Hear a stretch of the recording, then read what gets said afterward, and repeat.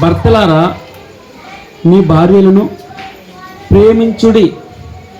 రెండవ మాట, మీ భార్యలను నిష్ఠూర పెట్టుకుడి. ప్రేమించడం అంటే శారీరకమైనటువంటి ప్రేమతో అపోస్తలుడైన పౌలు గారు పరిశుద్ధాత్మ ద్వారా వ్రాయించి పెట్టలేదు. ఈ ప్రేమ దేన్ని చూపిస్తుందంటే అగాపే ప్రేమ అంటాం మనం. ఏ ప్రేమ దాన్ని? అగాపే ప్రేమ. అగాపే అనగా బదులు ఆశించినటువంటిది. మీ భార్యలను ప్రేమించండి. రెండు, వారిని నిష్ఠూర పెట్టదు. భగవంతుడు మనల్ని ఏ విధంగా ప్రేమించాడు? అగాపే ప్రేమ అన్నాడు. అగాపే ప్రేమ అంటే బదులు ఆశించలేదు. రోమీలకు రాసిన పత్రిక 5వ అధ్యాయంలో ఇవే ఉంటాయి. ఏముంటుంది? మీరు ఇంకనూ పాపములో ఉండగానే, ఒకటి, మీరింకా శత్రువులుగా ఉండగానే, రెండు, మీరింకా బలహీనులుగా ఉండగానే కదండి. 3 రకాలుగా. మనం పెద్ద అందగత్తెలమని మనల్ని పెళ్లి చేసుకోలేదు. మనల్ని ఇష్టపడతా ఆయన పెద్ద జ్ఞానవంతులు అని కాదు, బలిష్ఠులు అని కాదు, బలవంతులు కాదు, డబ్బున్నవారు కాదు.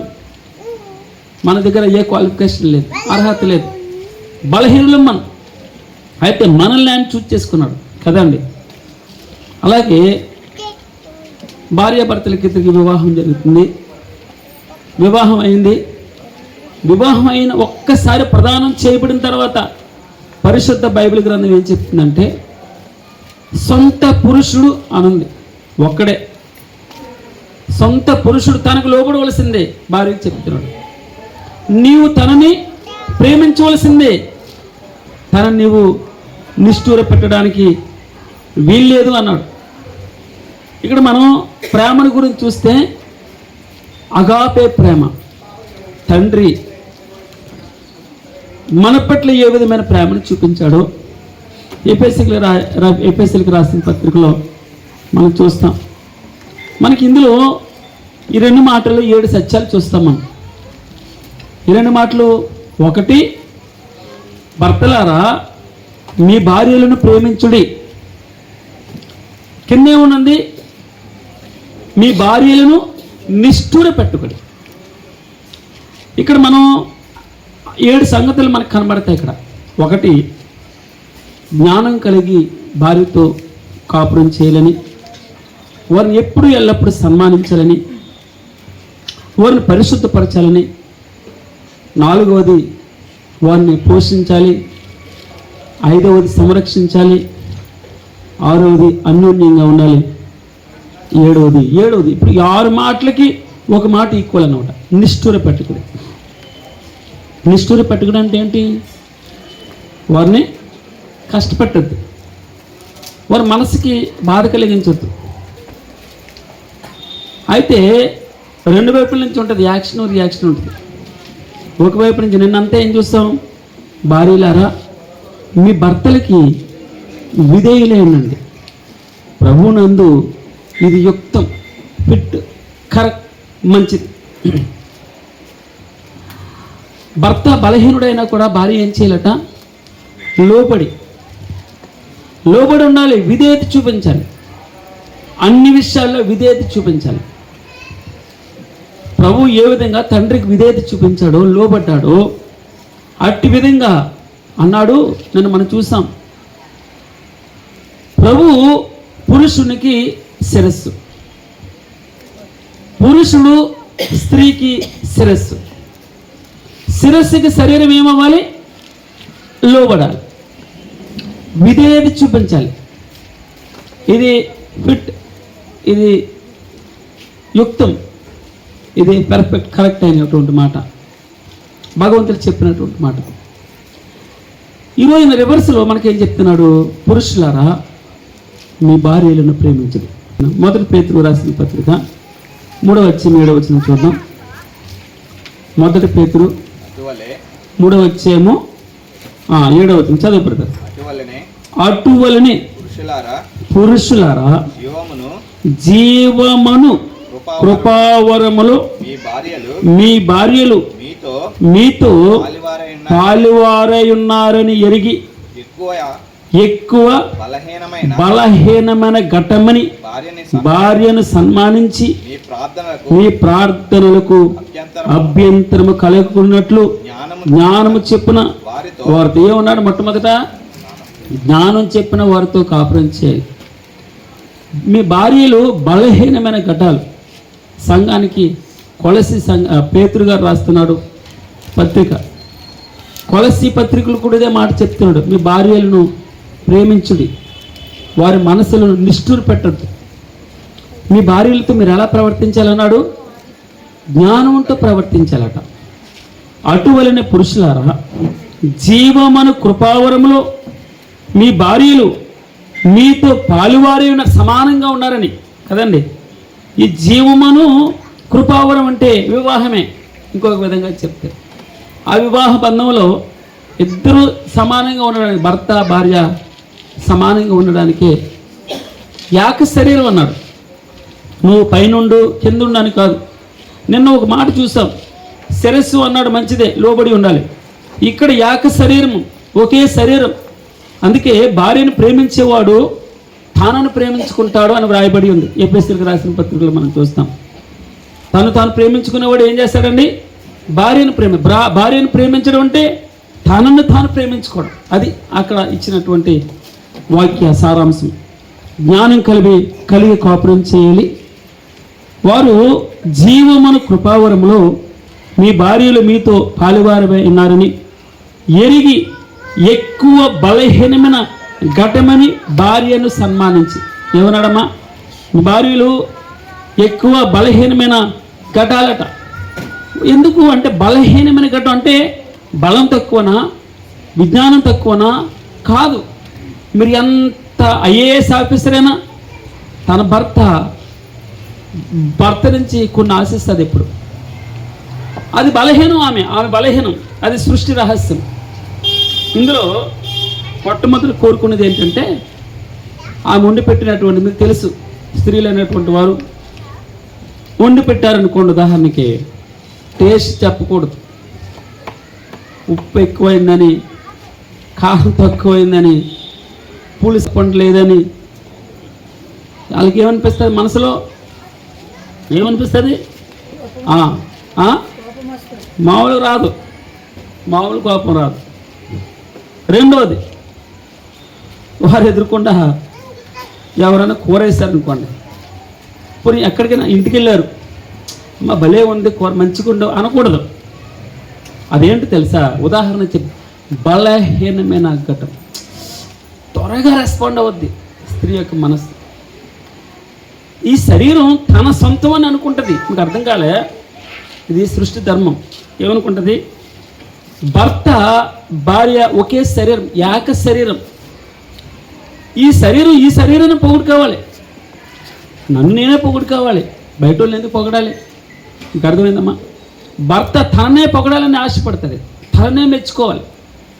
అటువలనే పురుషులారా, జీవమున వ్యాపారంలో మీ భార్యలు మీతో పాలువారై ఉన్నారని ఎరిగి ఎక్కువ బలహీనమైన ఘటమని భార్యను ఏం చేయాలట? తర్వాత ఏం చెప్పాడు? సన్మానించమన్నాడు. మొట్టమొదటి ఏం చెప్పాడు? జ్ఞానం కలిగి ప్రవర్తించాలట భార్యతో. జ్ఞానం కలిగి అంటే ఏంటో తెలుసా? ఎప్పుడు ఏం మాట్లాడాలి, ఎలా అంటే మీరు చూడండి, తల్లిలారు మిమ్మల్ని నేను ఏమనట్లేదు, మీరు అంతా మంచోళ్ళు, నాకు నేనే చెప్పుకున్నాను. లేనిపోతే తలకన్నా ఇప్పుడు నాకు మళ్ళీ ఇలాంటి సబ్జెక్టు వచ్చిన దాటేసాడేమో మంచిది. ఏదో చెప్పాలని ఆశపడుతున్నప్పుడు చెప్పాలి. ఎందుకంటే వాక్యం చెప్పేటటువంటి వాడు సరిగానే చెప్పకపోతే ఆ వాక్యం యొక్క సారాంశం మనకు అర్థం కాదు. అయితే ఇక్కడ ఏమన్నాడు? జ్ఞానం కలిగి మీరు ఉండాలి అన్నాడు. ఎలాగన్నాడు చూడమ్మా. అటువలనే పురుషులారా, జీవమును కృపావరంలో మీ భార్యలు మీతో పాలువారి ఉన్నారని ఎరిగి ఎక్కువ బలహీనమైన ఘటమని భార్యను సన్మానించాలి. మీ ప్రార్థనలకు అభ్యంతరం కలుగుకున్నట్లు జ్ఞానము చెప్పున వారితో కాపురం ఇచ్చాడు. జ్ఞానంతో, తెలివితో. కొన్ని మాటలు మనం కట్టేసుకోవాలి. కొన్ని అన్నీ మనకి ఆమెకి ఇష్టం ఉంటాయి అని అనుకోకూడదు. ఇప్పుడు ఉదాహరణకి డైరెక్ట్ స్త్రీ యొక్క మనస్తత్వం ఏంటంటే, పుట్టింటి మమకారం ఉంటుంది. ఇప్పుడు ఏమంటారమ్మా? పుట్టింటి మమకారం. జనరల్గా చూడండి, భార్యకి పుట్టింటి మమకారం ఉంటుంది, మరి భర్తకు కూడా పుట్టింటి మమకారం ఉంటుందమ్మా? అర్థమవుతుందా మన మాటని నేను చెప్తున్నాను? మనం ఎప్పుడు మా నాన్న, మా అమ్మ, మా తమ్ముడు, మా అక్క, మా చెల్లి అంటది భార్య. మరి భర్త మా తమ్ముడు, మా అన్నయ్య, మా చెల్లి, మా అక్క, మా అమ్మ, మా నాన్న అంటే మండిపోతుంది. దీనికి 99.9% ప్రతి కుటుంబంలో ఉన్నదే.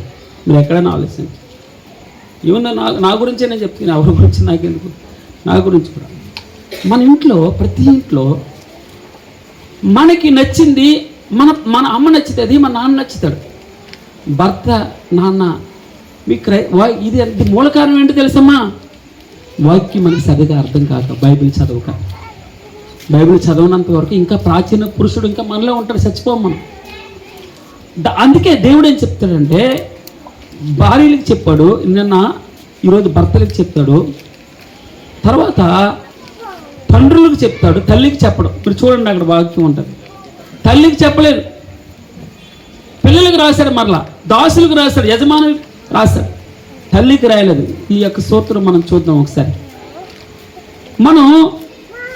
మన ఇంట్లో వాక్యం మన ఇంటికి వచ్చేటప్పుడు నిజంగా ఆయనతో పాటు పాతిపెట్టబడి, ఆయనతో పాటు మరణించి పాతిపెట్టబడి ధరించుకుని తిరిగి లేచి ఆ మహిమలో ఆయనతో పాటు మనం అనుభవిస్తుంటే మనం చేయవలసిన మొట్టమొదటి పని, భార్యలైతే భర్తని ప్రేమించాలి. యుక్తము, ప్రభువునందు యుక్తమని వారు అనుకోవాలి. భర్తలు ప్రేమించాలి. రెండవది, నిష్ఠూర పెట్టకూడదు. ప్రేమించిన 6 రకాల సూత్రాలు చెప్తాడు. ఒకటి, మీరు జ్ఞానం కలిగి మీ భార్యలతో సంసారం చేయాలి. ఎక్కడ ఏ మాటలు మాట్లాడాలి, ఎక్కడ మాట మాట్లాడకూడదు, ఎలా ప్రవర్తించాలి, ఎలా ప్రవర్తించకూడదు. ఇవి భర్త వాక్యపూర్వకంగా అర్థం చేసుకుంటూ తెలివిగా ప్రవర్తించాలి, జ్ఞానంతో ప్రవర్తించాలని భగవంతుడు చెప్తాడు. రెండో మాట, సన్మానించాలట. సన్మానించాలంటే సూత్రం ఏంటంటే, నలుగురిలో ఆమె ఏమైనా చెప్తుంది, ఉదాహరణకి నీకేం తెలుసు ఊరుకో అనకూడదు. ఒకవేళ ఎవరైనా నింద వేస్తున్నారు, అక్కడ భార్యని ఏమాత్రం మాట్లాడకూడదు. భార్య వెనకాల వెళ్ళిపోవాలి. ఏమని అనుకున్నా కూడా భార్య వెనకాల మనం దెబ్బలాడాలి, ఇంటికి వచ్చి చీవాట్లు పెట్టాలి. అర్థమవుతుందా మన మాట? మన భార్య బలహీనమైన ఘట్టం, అసలు మామూలుగా ఉండదు. కుటుంబాలు కూలిపోవడం కారణం ఏంటి తెలుసమ్మా? నాకు విడాకులు, నీతో వద్దు, నాకు వారే ముఖ్యం అని ఎందుకు అన్నారు తెలుసా? బలహీనమైన ఘటం. దాన్ని అధిగమించాలి వాక్యం ద్వారా, అధిగమించాలి పరిశుద్ధాత్మ ద్వారా. కుటుంబాల్లో అమ్మ ఎంటర్ అవుతుంది, పుట్టింటి మమకారాన్ని తీసుకొస్తుంది. అసలు భగవంతుడు ఏం చెప్తాడు? సృష్టి ధర్మం ఏంటి? ఒక్కసారి ఒక్క పురుషునికి నువ్వు ప్రదానం చేయబడిన తర్వాత నీ పుట్టినింటిని వదిలిపెట్టేయాలి. నేను పుట్టినీళ్ళు చుట్టాలి లేదంతే, ప్రణీళ్ళు రావాలి. ఇంకా మమకారం ఉంటుంది. చిన్నది ఏమైనా జరిగిందనుకో, ఇదిగో మమ్మీ ఇలాగ అనేసాడు నన్ను, మీ అల్లుడు అనేసాడు నన్ను, ఇంత మాట అన్నాడు, నలుగురు అనేసాడు, మా తోడుకోలు. అసలు ముందు మా వాళ్ళకు ఉండదు, తోడుకోడల ముందు అంటారనుకో, అది ఇంకా మా వాళ్ళకు ఉండదు. ఇంకా ప్రపంచం తల క్రిందలే అయిపోతుంది. అందుకే బలహీనమైన ఘట్టమని జ్ఞానంతో కాపురం చేయాలి. రెండవ మాట, సన్మానించాలి. సన్మానించడం అంటే అవకాశం దొరికినప్పుడల్లా నీకెంత ప్రాముఖ్యత ఉందో. అందుకే ఎఫెసీయులకు రాసిన పత్రిక 5వ అధ్యాయంలో మనం చూస్తాం. ఇప్పుడు అక్కడ ఏముంటుందంటే, నువ్వు నిజంగా నీ భార్యను ప్రేమించుకుంటే నిన్ను నీవే ప్రేమించుకున్నట్టు. ఏమన్నాడమ్మా? నీ భార్య నిజంగా ప్రేమిస్తే నిన్ను నీవే ప్రేమించుకున్నట్టు. మన భార్యకి నీకేం తెలియదు, నీకు సంపాదన లేదు, నీ బలం లేదు అని మనం దాన్ని తృణీకరించకూడదు. ఎవరో బిడ్డ 25 సంవత్సరాలు వారు కని పెంచినటువంటి బిడ్డ మన ఇంటికి వస్తే ఆమె ఎంత అల్లారముద్దుగా చూసుకోవాలి. నీకు అన్నీ అయ్యే వస్తుంది, అన్నీ వదిలిపెట్టేసి వచ్చి నీ ఇంట్లో నీలో కలిసి ఏమేమి ఆమెకు అలవాట్లు ఉన్నాయో అన్నీ చేసేస్తుంది. ఇక్కడికి వచ్చి మీ అలవాట్లతో, మీ రుచులతో కలుస్తుంది, మీతో కలిసి మీ యొక్క వాతావరణం కలిసిపోవడానికి ఇష్టపడుతుంది. మనం ఆదిలో నుంచే మనం ఆమెని వ్యతిరేక భావంతో మనం ఉండకూడదు. వాక్యం తెలుసుకున్నటువంటి వాడికి బలహీనమైన ఘటమని బుద్ధిగా జ్ఞానం చేయలేని తల్లిదండ్రులు పురుషులకి నేర్పించాలి, పిల్లలకి నేర్పించాలి, మన పిల్లలకి. అలాగే అక్కడ పిల్లలకి కూడా నేర్పించాలి. రెండు ఉంటాయి. కుటుంబ వ్యవస్థ, చర్చిలో కుటుంబ వ్యవస్థ పాడైపోవడం కారణం ఏంటి తెలుసా? వాక్యం అర్థం కాక, వాక్యం చదవక, వాక్యానికి ప్రాముఖ్యత ఇవ్వకే. అందుకే భగవంతుడు చూడండి, ప్రతి సంబంధం చాలా నొక్కిపట్టి చెప్తాడు భగవంతుడు. ఎఫెసీయులకు రాసిన పత్రిక 5వ అధ్యాయము 22-33 చదువుతాం. ఆ స్త్రీలారా ఆ ప్రభువునకు వలె మీ సొంత పురుషులకు లోబడి ఉన్నాడు మాట, అది లోబడి ఉన్నది. ఇప్పుడు మనకు వస్తున్నాను. క్రీస్తు సంఘమునకు శిరస్సైనులాగున పురుషుడు భార్యకు శిరస్సైనడా? చెప్పండి బ్రదర్. క్రీస్తే శరీరమునకు రక్షకుడై ఉన్నాడు. సంఘము క్రీస్తునకు లోబడి ఉన్నట్లు భార్యలు కూడా ప్రతి విషయంలోనూ తమ పురుషులకు లోబడవలెను. పురుషులారా మీరును మీ భార్యలను ప్రేమించుడి, అటువలే. ఎలా అంట చూడండి, అటువలే క్రీస్తు కూడా. అంటే ఈ ప్రేమను ఎక్కడ తీసుకొస్తున్నాడంటే క్రీస్తు ఆల్రెడీ చూపించాడు ఇక్కడ. అటువలే క్రీస్తు కూడా సంఘమును. ఇప్పుడు మనం ఏమన్నాడు? పురుషులారా మీ భార్యలను ప్రేమించి. ఇక్కడ ఏమంటున్నాడు? అటువలే క్రీస్తు కూడా సంఘమును ప్రేమించి అది కళంకమైనను ముడతయైనను అట్టిది మరి ఏదైనను లేక పరిశుద్ధమైనది గాను నిర్దోషమైనది గాను మహిమ గల సంఘంగా ఆయన తన ఎదుట నిలబెట్టుకోవాలని వాక్యముతో ఉదక స్నానం చేత. మీరు చూడండి ఎలా పరిశుద్ధపరుస్తున్నాడు. నలుగురిలో నీ బలహీనత చెప్పడైనా, భగవంతుడు మన బలహీనత ఎప్పుడు చెప్పడు, మనల్ని పలచన చేయడు. మీరు కూడా నలుగురిలో, మనం కూడా నలుగురిలో ఎంత మాట అంటే అంత మాట అయినా వేయకూడదు భార్యని. నలుగురు అనకూడదు. నలుగురిలో నీ భార్య వెనకాల వెళ్ళాలి, నీ భార్యని పక్కనే పోరాడాలి. నీ భార్య దెబ్బలాడుతుంటే ఓ మాట ఆమె వెనకాల ఉండి అవును కదా, ఏముంది, ఏ తప్పు చేసింది ఆమె అని ఒక మాట అనాలి. ఇంటికి తీసుకొచ్చి నిజం చెప్పు, తప్పు చేయలేదు నువ్వు, ఎందుకు ఆమె మీద అంతగా రాద్ధాంతం చేస్తున్నావు అని చురకలు అంటించాలి. ఇది సూత్రం. ఇప్పుడు ఆమెని పరిశుద్ధపరచాలి, కరెక్ట్ చేయాలి. అందుకే మన పరిశుద్ధ బైబిల్ గ్రంథంలో దేవుడు కలిపినటువంటి వారిని ఎవడెవడు కూడా విడదీయడానికి వీలేదు. ఒక్క పురుషునికి ఒకటే వివాహం. చాలామంది అనుకుంటూ ఉంటారు బైబిల్ గ్రంథం యాక్సెప్ట్ చేయలేదు. పరిశుద్ధ బైబిల్ గ్రంథం నీ జీవితం ప్రతి స్టెప్ పరిశుద్ధంగా ఉండాలని, నీ భార్యతో సంబంధం పరిశుద్ధంగా ఉండాలి, కళంకం లేకుండా ఉండాలి, ముడత మచ్చ డాగు అట్టిది మరేదైనా లేక నీ భార్యని పరిశుద్ధపరచాలి, వాక్యం చేత పరిశుద్ధపరచాలి. మన జీవితాల్లో, కుటుంబాల్లో, మన కుటుంబ ప్రార్థన ఉన్నప్పుడు ఒకరికొకరు ఇదేనండి, చిన్నట్లోనే నమ్మకంగా ఉండొచ్చు. మనం సన్మానించాలని, పరిశుద్ధపరచాలని. తర్వాత ఇక్కడ ఇంకొక మాట మనం చూస్తాం. చదవని బ్రదర్, అక్కడ వాక్యముతో ఉదక స్నానం చేత దానిని పవిత్రపరిచి పరిశుద్ధపరచుటకి దాని కొరకు తన్ను తాను అప్పగించుకున్న, తన్ను తానే అప్పగించుకున్నాడట. తర్వాత ఒక మాట ఉంటుంది, అటువలనే పురుషులు కూడా ఇక్కడ చూడండి, అటువలే పురుషులు కూడా తమ సొంత శరీరములను వలె. అంటే తమ సొంత శరీరాలను ఏ విధంగా పురుషుడు ప్రేమించుకుంటాడో ఆ విధంగా తమ భార్యలను ప్రేమింపబద్దులై ఉన్నారు. తమ భార్యను ప్రేమించువాడు. అబ్బాయి ఎంత మంచి మాట అండి. మీరు ఎక్కడైనా విన్నారా మీ మాట? ప్రపంచంలో ఏమన్నాడు ఇక్కడ? మీరు ఇంటికి వెళ్ళి చెప్పండి మీ భర్తలకి, ఏమని చెప్పాలి? తన భార్యను ప్రేమించువాడు తన్ను ప్రేమించుకొనుచున్నాడు. ఏమని చెప్తారు? తన భార్యను ప్రేమించువాడు తన్ను ప్రేమించుకొనుచున్నాడు.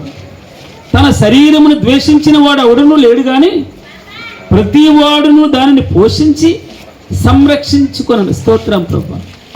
అర్థమైందండి? ఇక్కడ దొరికింది మనకి. ఎన్ని దొరికినాయి ఇప్పుడు? ఒకటి, జ్ఞానం కలిగి; రెండు, సన్మానించాలని, పరిశుద్ధపరచాలని, పోషించాలని, సంరక్షించాలని. పోషించడం ఈ రోజుల్లో మీకు ఇవన్నీ ఎలా జరుగుతాయంటే వాక్యం ఒకటే. మీరు నమ్మండి, నేను కూడా మా ఇంట్లో నేను అంత పెద్ద నమ్మకం కలిగినటువంటి వాడిని. నా మట్టుకు నేను ఎంత పెద్ద గొప్పనని చెప్పట్లే. నా వల్ల నా భార్య సుఖపడింది లేదు, సంతోషపడింది లేదు. ఇప్పటికీ ఎప్పుడు కూడా ఇప్పటికీ ఆ దీంట్లో చిన్న ఇంట్లో ఏదో చిన్న చేప అదే దాన్ని ఏదో అంటారు బొంత చీరలు కట్ట కుట్టింది, ఆ మధ్య మధ్యలో అప్పుడప్పుడు తలగాళ్ళు మారుస్తూ ఉంటే చిన్న చిన్న దుప్పట్లో. నా మట్టుకు నేను ఆలోచన చేస్తే నేను పెద్ద ఆమెని సంతోషపెట్టింది లేదు. ఆమె ఎప్పుడూ అడగలేదు. అంటే మనం భార్యని ఎలా ప్రేమిస్తున్నామో చూడండి. చిన్న దాంట్లో నమ్మకంగా ఉంటాను, ఆమె కలిగిందంతా నేను నా నా స్తోమతకు తగ్గట్టు ఇస్తాను. కానీ నేను అనుకుంటాను కదా, ఇప్పటికీ నేను సరిగా ప్రేమించలేదే అని నా యొక్క భావన. ఆమెను అనేక సార్లు నిష్ఠూరు పెట్టాను. నిష్ఠూరు పెట్టడం అంటే కష్టపెట్టాను. నాకు వాక్యం తెలియనప్పుడు నిజంగా చెప్తున్నాను. వాక్యం తెలిసిన తర్వాత ఆమెని నిజంగా ఎంతో ఆర్ద్రత వస్తుంది ఆమె మీద. నా భార్యను ప్రేమించడం నేను చెప్పుకోవడంలో తప్పేం లేదు. ఎవడైనా చాలామంది అన్నారు, మొన్న ఎవరో ఒక అతను అంటున్నాడు, ఈ మధ్య యాకోబు గారు ఆమె చెప్పేతల్లోకి వెళ్ళిపోడు. వెళ్ళడం మంచిది. నిజంగా స్త్రీలు ఆమె దగ్గర ఎప్పుడు డబ్బులు ఉంటాయి, నా దగ్గర ఎప్పుడు డబ్బులు ఉండవు, ₹1 ఉంటుంది నా దగ్గర. ఆమె రే తన కోసమని ₹1 ఖర్చు పెట్టుకున్నది ఎప్పుడు నేను చూడలే. నాకు చెప్పే నమ్మకంగా ఇస్తుంది. నేను వాక్యం తెలిసిన తర్వాత నా భార్యతో ఇప్పటికీ నేను ఏ పాస్వర్డ్ కానీ ఏది దాపరకం లేకుండా స్పష్టంగా ఉన్నాను. నేను మీకు చెప్తున్నాను, భగవంతుడికి ఏం తెలుసు, నా భార్యకి నా గురించి అంతే తెలుసు. అది నేను వాక్యాన్ని బాగా ప్రేమించాను. భగవంతుని ఇష్టపడ్డ తర్వాత నా మట్టుకు నేను నా భార్య దగ్గర ఏం దాచాలని నేను అనుకోలే. మా అమ్మకి ఎంత ఇస్తానో నేను చెప్తాను, మా నాన్నకి ఎంత పంపిస్తానో చెప్తాను. ఆమె ఎప్పుడైతే నేను నిజాయితీగా చేస్తున్నానో ఆమెను తిరిగి నన్ను ప్రోత్సహించింది. కాదు అనలే. నా వారికి ఎంత ఖర్చు పెట్టినా ఆమె కాదని ఒకనొక టైంలో కొంచెం ఫ్రిక్షన్ ఉండేది. ఆ ఫ్రిక్షన్ దాచిపెట్టేవాడిని, నేను చెప్పేవాడిని కాదు. నేను వాక్యాన్ని బాగా అర్థం చేసుకున్న తర్వాత, బాగా చదివిన తర్వాత, ప్రభు దగ్గర అన్ని పాపాలను ఒప్పుకున్న తర్వాత నా భార్యకి నేను సమస్తం, మీకు తెలుసమ్మా భార్య అంటే శరీరం. అరే నాకు దాపరికమేమని చెప్పండి. భార్యకి చెప్పకుండా మనం దాస్తే పాపం చేసిన వాళ్ళు అవుతాం, నరకమే మనకి. మీకు అర్థమవుతుందండి? నాకు భగవంతుడు ఇచ్చినటువంటి ఆస్తి ఆమె. మీరు ఫీల్ అవుతున్నారు నాకు తెలియదు. మనకి ఆయన ఇచ్చినటువంటి స్వాస్థ్యం, నాకు అది తప్ప ఇంకేమీ లేదు. సొంత ఇల్లు లేదే, ఆదరణ ఇస్తుంది. మీకు అర్థం చేసుకోండి. ధైర్యాన్ని ఇస్తుంది భార్య, ధైర్యాన్ని ఇస్తుంది, ఆదరణ ఇస్తుంది. ఎవరు చెప్పుకోలేనటువంటి బాధలు ఆమెకు చెప్పుకోవచ్చు. కంపెనీలో నుంచి వచ్చి ఏంటి అలా ఉన్నారు అటు ఇచ్చి మస్తుదానికి ఎందుకు బాధ అర్థమవుతుందండి. భార్య భర్తకి ఎంత పెద్ద సమస్య ఉన్నా కొట్టేస్తుంది. ఏం కాదు నాకు తెలియదండి వాడి గురించి అలాగంటున్నాడు, మీకెందుకు ఆయన గురించి లేనిపోని అన్ని అని అక్కడికక్కడికి ఆ బాధ చీకు చింతంతా ఎన్నోసార్లు కరెక్ట్ చేస్తుందండి ఆ భార్య. మీకు మీ ఎక్స్పీరియన్స్ ఎలా ఉందో మీరు రాసుకోండి. నిజంగా భగవంతుడు మన జీవితాల్లో పెట్టినటువంటి ఈ రోజున మీ భార్యకి మీరు ఎలా ఉంటున్నారు, మీ భర్తకి మీరు ఎలా ఉంటున్నారు, ఈ సంబంధాన్ని కనుక మనం సరిగా అర్థం చేసుకుంటే పరిశుద్ధాత్మ దేవుడు మన జీవితాలు వెలిగిస్తాడండి. మన కుటుంబం వెలిగింపబడుతుంది. మనం ఈ బంధాన్ని జాగ్రత్తగా కాపాడుకోగలిగితే చివరి వరకు పాపం వైపు చూడడానికి ఇష్టపడం. మన భార్యతో మనం అంటే ఇంకొక విధంగా చెప్పాలంటే తర్వాత ఇంకొక మాట, అన్యోన్యంగా ఉండడం, కలిసి మెలిసి ఉండడం. సర్వస్వం అవుతాం, ఏక శరీరం అవుతాం. వేరే ఆలోచన, వేరే థాట్ రాకుండా ఉంటుంది. నీ గురించి ఆలోచించేది ఆమె కదా, నీ గురించి ఆలోచించేవాడు భర్తే కదా. ఆలోచన చేయండి. అంటే సమాజం, క్రైస్తవ సమాజం, సంఘం ఈ రోజుల్లో నమ్మకం ఎందుకు పోతుందంటే వాక్యం అనే బాండింగ్ లేకపోతుంది. ఏ కుటుంబంలో వాక్యం ఉంటుందో, ఏ కుటుంబంలో కుటుంబ ప్రార్థన ఉంటుందో, ఏ కుటుంబం మీద మోకాళ్ళ జీవితం ఉంటుందో, మనకి ఉన్నా లేకపోయినా కలిగిన దాంతో ఎంత చక్కగా ఉండొచ్చు, ఎంత చక్కని జీవితం జీవించవచ్చు. మీరు మీ భార్యలను జ్ఞానం కలిగి సన్మానించి పరిశుద్ధపరిచి పోషించి సంరక్షించి అన్యోన్యంగా ఉంటూ, చివరికి ఏమన్నాడంటే మనం అన్యోన్యంగా ఉంటూ చివరికి ఒక మాట చెప్తాడు, ఈ 6 ఈక్వల్ టు చివరికి ఏమన్నాడంటే నిష్ఠూర పెట్టుకుని. నిష్ఠూర పెట్టుకుని అంటే వేషధారణతో వద్దు, వేషధారణ కాదు భగవంతుడికి కావాల్సింది. ఏం కావాలమ్మా? వేషధారణ కాదు. మనం నిజాయితీగా ఉండాలని, నిజాయితీగా ఉంటే నిష్ఠూర పెట్టవలసిన అవసరం ఉండదు. ఇంకా ఆమెను మనం అర్థం చేసుకోవచ్చు. మనం ఓపెన్గా ఉంటే ఏమి మీకు మీ కుటుంబంలో నిజంగా మనం పైనున్న వాటిని వెతికితే ఏమన్నాడు? మీరు పైనున్న వాటి మీద మీ ధ్యాస ఉంచితే, మీ మనసంతా ఆయన మీద ఉంచితే ఏంటి తెలుసమ్మ? స్తోత్రం. దాపరికం ఉండదు. అది దాపరికం ఏంటంటే దాచుకోవాల్సిన అవసరం ఉండదు. పాస్వర్డ్ దాచుకోవాల్సిన లేదు. సెల్ ఫోన్స్ ఓపెన్గా ఉండొచ్చు, లేదా మీ బ్యాంక్ బ్యాలెన్స్లు వారికి తెలిసి ఉంటాయి. మన యాక్చువల్ సిచ్యువేషన్ మనకు తెలిసి ఉంటాయి. పట్టుకొచ్చి అమ్మ ఇదిగో నాకు జీతం ఎంత వస్తుంది, ఇదిగో ఇన్కమ్ ట్యాక్స్ ఎంత కట్ అవుతుంది, పిఎఫ్ ఎంత కట్ అవుతుంది, ఈఎంఐలు ఎంత అవుతుంది, పట్టుకెళ్ళి ఎలా చెప్పి ఇదిగో నా ఖర్చులకి ఏదో ఒక 1000 రూపాయలు ఎంచుకున్నాను, పిల్లాడు ఫీజు కట్టాలి, 40,000 కట్టాలి, ఆ బ్యాంక్ లోన్ కట్టాలి, ఒక 50,000 కట్టాలి అన్నీ మనం చెప్తూ ఉంటే అంటే మీరు నమ్మండి నమ్మకపోండి, మనం యథార్థంగా భగవంతుని సన్నిధిలో ఉండగలమమ్మా. నీకు ఇంట్లో యథార్థత లేకపోతే, నీ భార్య దగ్గర యథార్థత లేకపోతే, నీ భార్య దగ్గర నువ్వు దాపరికం చేస్తుంటే, నీ భార్యకి చెప్పుకోలేనంత రహస్య జీవితం నీకుంటే ఇంక పరలోక రాజ్యానికి ఎలాగెళ్తావు నువ్వు? ఏమి నమ్మకం ఉండగలం? ఎపప్రా నమ్మకమైన క్రీస్తు పరిచారకుడు అంటే ఏంటి దాని అర్థం? నమ్మకత్వం. నమ్మకత్వం. నీ ఇంట్లోనే నీ భార్య దగ్గర నమ్మకత్వంగా లేవు, నీ పిల్లల దగ్గర నమ్మకత్వంగా లేవు, నీ కొడుకు దగ్గర నమ్మకత్వంగా లేవు, నీ కోడల దగ్గర నమ్మకత్వంగా లేవు, ఇంకెలా పరలోక రాజ్యానికి వెళ్ళగలం? భగవంతుడు చక్కగా ఒక్కొక్క సంబంధం గురించి చెబుతూ వెళ్తాడు. అర్థం చేసుకోండి. దేవుడు చివరిగా ఏమన్నాడు? వారిని నిష్ఠూర పెట్టుకండి. నిష్ఠూర పెట్టుకుని అనగా బలహీనమైన ఘటం అన్నామే, అదే దాని సూత్రం. నిష్ఠూర పెట్టుకున్నంటే వారు ఉదయం నుంచి సాయంత్రం వరకు కష్టపడి వస్తారు, అంటే కష్టపడి పని చేస్తారు. ఇంటి దగ్గర ఉన్నా కూడా చాలామంది డ్యూటీలకు వెళ్ళి ఇంటికి వస్తూ ఉంటారు. వారి బాధల్ని పిల్లలతో చెప్పుకుంటారు. వారి బాధలు వాళ్ళ అమ్మ ఎక్కడో ఉంటుంది, ఆమెకు ఫోన్ చేసి చెప్తారు. ఇంట్లో ఉన్న భర్తకి చెప్పరు. తెలుసా అమ్మ విషయం? ఎప్పుడైనా చూసారా? ఎందుకు చెప్పరో తెలుసా? అమ్మ డాడీకి చెప్పొచ్చు కదా. ఆయనకు తెలీదా? నేను ఎలా తెలీదా? చెప్పరు. మనం చూసి ఒక రోజుని ఇలాగా చెయ్యి కాలిపోతే, కాలింది. చెయ్యి కాలితే ఎక్కడో ఉన్న అమ్మకి ఫోన్ చేసి ఇలా చెయ్యి కాలిపోయింది అని చెప్తుంది. పిల్లలకి వచ్చినన్నే డ్యూటీల నుంచి వచ్చినన్నే వాళ్ళ అమ్మాయికి చెప్పింది.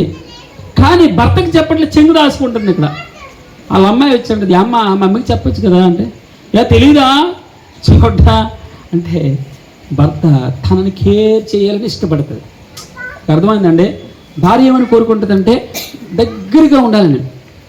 అందుకే జీవితాల్లో ఈ పరిశుద్ధ బైబిల్ గ్రంథంలో వివాహ సంబంధాన్ని, జీవితాన్ని క్రీస్తు సంఘంతో ముడిపెట్టాడు. అలాగా ఒక్క దానికే నువ్వు ప్రదానం చేపట్టావు.